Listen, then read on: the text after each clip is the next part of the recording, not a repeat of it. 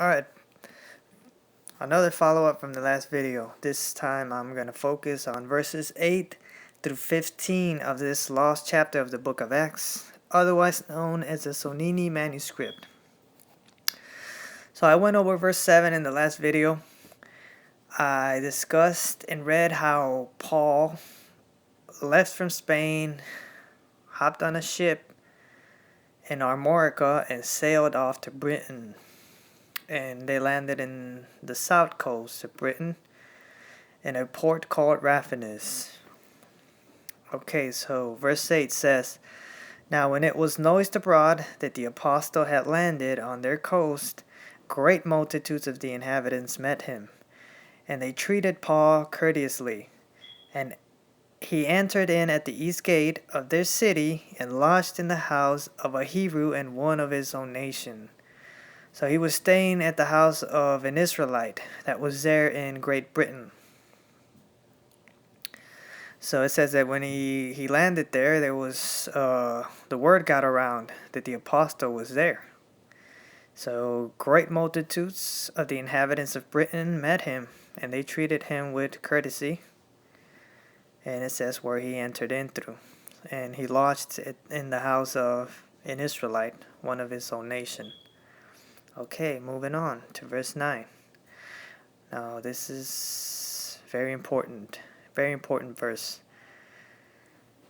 Okay, verse 9 says, "And on the morrow Paul came and stood upon Mount Lud. And the people thronged at the gate and assembled in the Broadway, and he preached," meaning Paul preached Christ unto them. And many believed the word and the testimony of Yeshua. Okay, so Paul, the next day, he came upon and stood on this mount called Mount Lud, and many gathered, and he preached Christ to them. Now let's see, where's this mount located at? Is there any place in Britain and that can be distinguished as the place that Paul supposedly visited? Let's see. Okay, here's St. Paul's Cathedral Church, which are many throughout the world. So how do we know this is a place, right? Just because it's named after St. Paul. Well, let's see. Well, first of all, it's called St. Paul's Cathedral, and it's located in London. And bang, here's the kicker. See that? I highlighted. It says St. Paul's Cathedral sits at the top of Ludgate Hill, the highest point in the city of London. See that? What's another word for hill? Mount, right? Okay, and here we have the word. Okay, let me get that.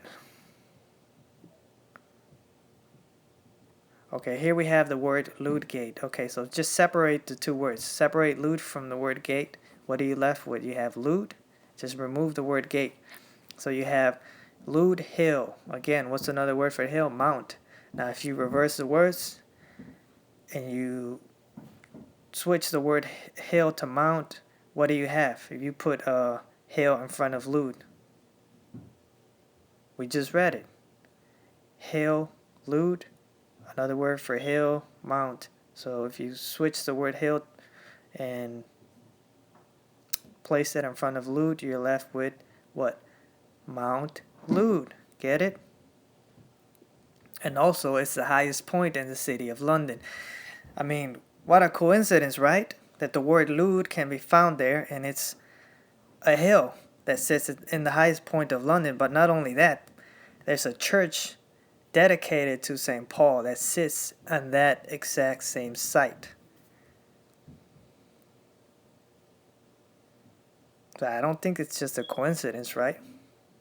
I mean, he did visit Britain. We're just reading about it, and there's that word, Lud, Mount Lud, the one that he preached to the people there. So you just separate Lud from gate. You're left with Lud Hill. Another word for hill could be mount. in the elevated area. And it's the highest point in the city of London. And a coincidence that it's dedicated to the Apostle Paul? I don't think so. Let's go back. Let me go back. Okay, so let's read that again. Verse 9. And on the morrow, Paul came and stood upon Mount Lud. We just read that. Or the hill called Lud, right? Ludgate Hill. Okay, and the apostles thronged at the gate. What gate? We just read. The Lud Hill gate. Ludgate Hill, right? There's that word gate. Gate, Lud, Mount Lud. Make the connections.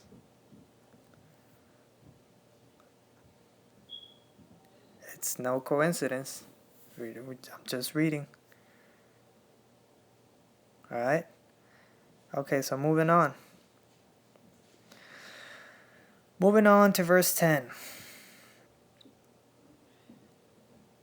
It says, And at even the Holy Ghost fell upon the Apostle Paul, and he prophesied, saying, Behold, in the last days the God of peace shall dwell in the cities, and the inhabitants thereof shall be numbered. And in the seventh numbering of the people their eyes shall be opened, and the glory of their inheritance shine forth before them. And the nations shall come up to worship on the mount that testifies of the patience and long suffering of a servant of the Lord. Now, I'm not familiar with this prophecy, so I'm not even going to touch it or mess with it. I'm not going to discuss that. If anyone feels that they have insight on this, feel free to take a crack at it. But nothing on my part, so skipping on down. Prophetic. Alright, so verse 11. Chapter 29 of the lost chapter rather, of the book of Acts. Okay, so verse 11 says, And in the latter days new tidings of the gospel shall issue forth out of Jerusalem, and the hearts of the people shall rejoice, and behold, fountains shall be opened, and there shall be no more plague. Okay, so let me highlight this part. It says that in the latter days, in the end times, new tidings of the gospel shall come forth out of Jerusalem. So, okay, what is this new tidings that it's referencing? What does tidings mean? Okay, so let's see. What does the word tidings mean? I'm going to take a look. So here we have it on screen, tidings. So tidings basically just means, as it says here, information or news. That's what tidings means.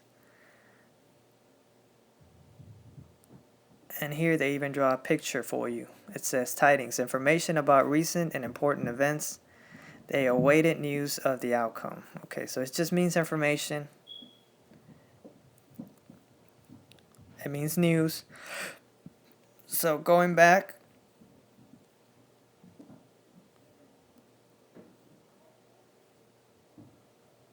okay, we just read verse 11. It says that in the latter days, new tidings, another word for tidings is information. So in the latter days, new information of the gospel will come forth out of Jerusalem. And I don't believe this is talking about the actual state of Jerusalem. I mean, the city of Jerusalem.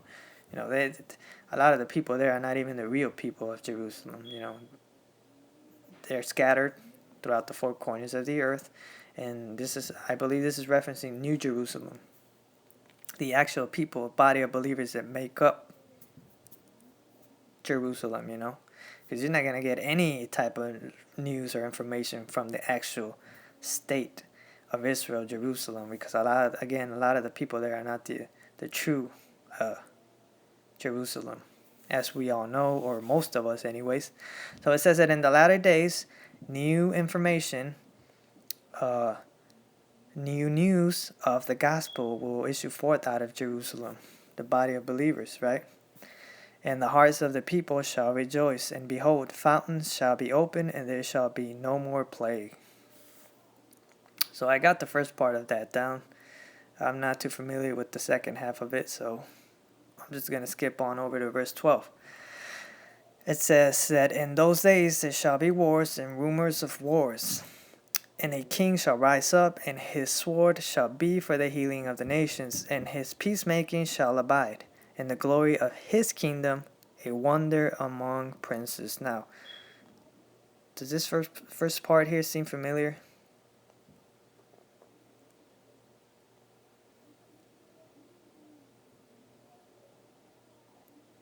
Hold on, I'm trying to get it. Let's see if I can get it here. Bear with me. Okay, so focus on this phrase here where it says there shall be wars and rumors of wars. Now, where have I seen that before? Oh, I know where. Wars and rumors of wars.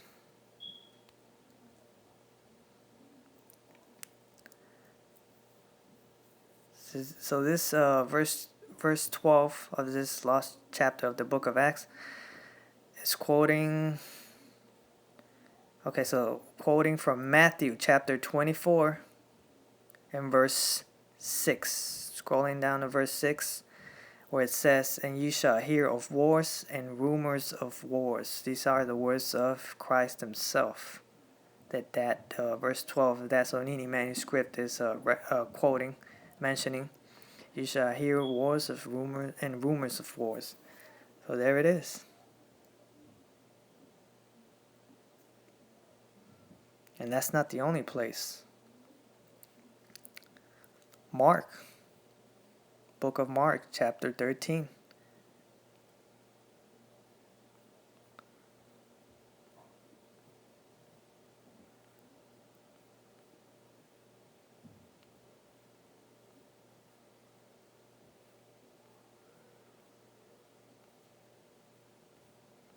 Mark chapter 13, King James Version, KJV. Verse 7 says the same thing we just read in Matthew 24 and verse 6. It says,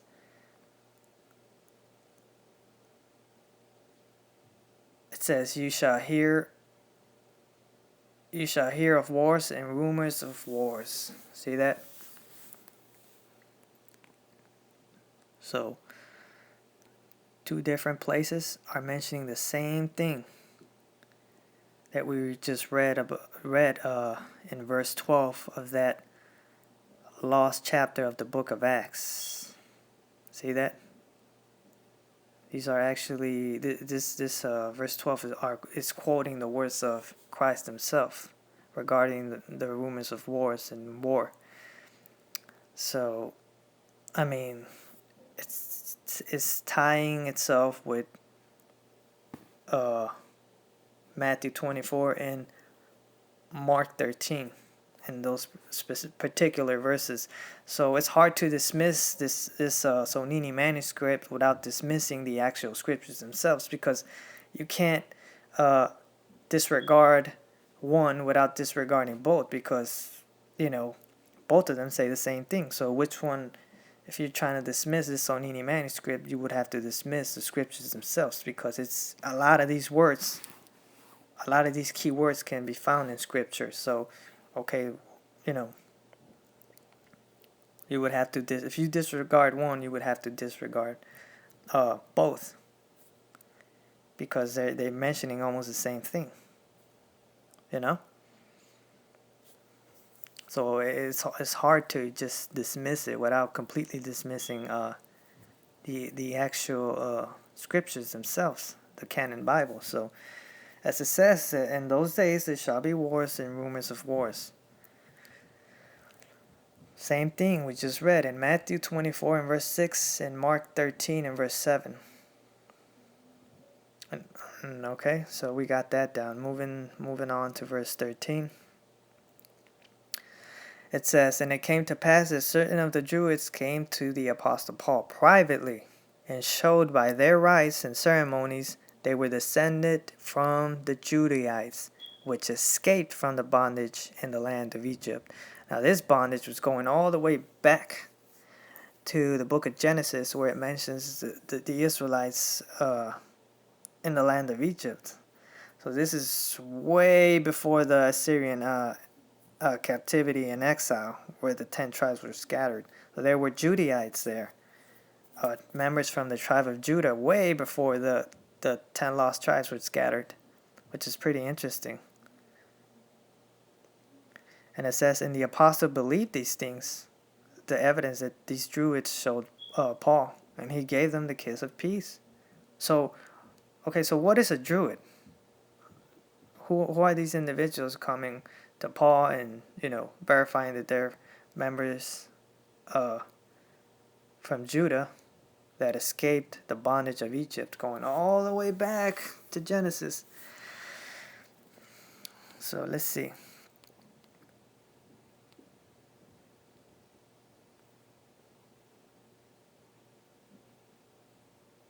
Okay, so here it is. Druid. A Druid is simply a member of an order of priests in ancient Gaul and Britain. See that?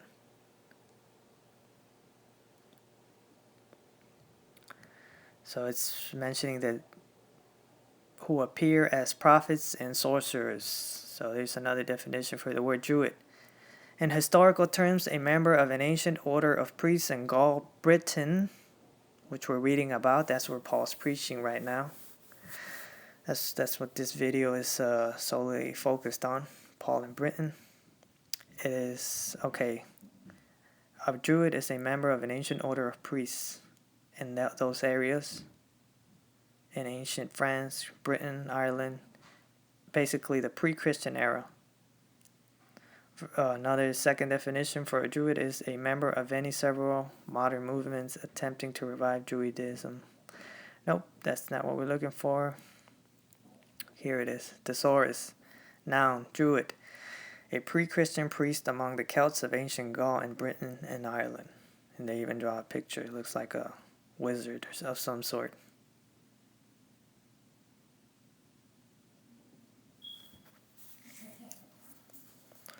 So it's pretty interesting.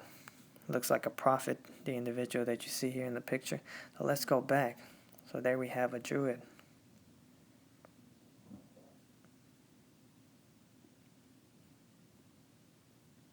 So it's like ancient prophets before the pre-Christian era, going all the way back. So again, a Druid is like some sort of a prophet, members of a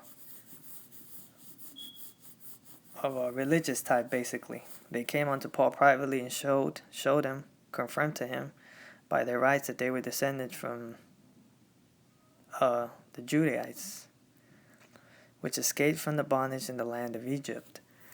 And the apostle believed these things, and he gave them the kiss of peace.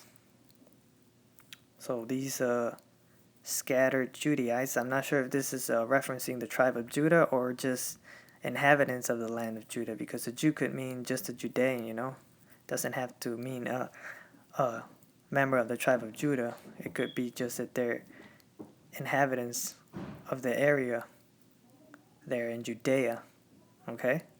Or, as it says here, Judaites, maybe descended from the tribe of Judah, who knows? Because,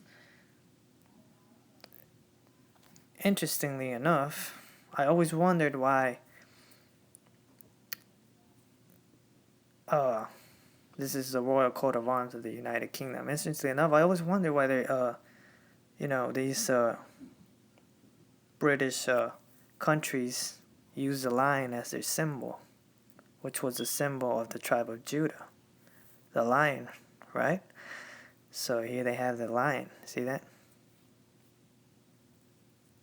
And again, these Judaites were there in the Isles of Far Off, otherwise known as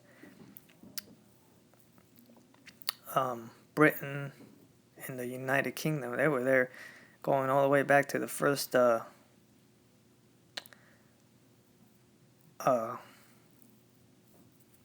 captivity of Egypt. Okay, well, it wasn't captivity. It was they were there, for 400 plus years.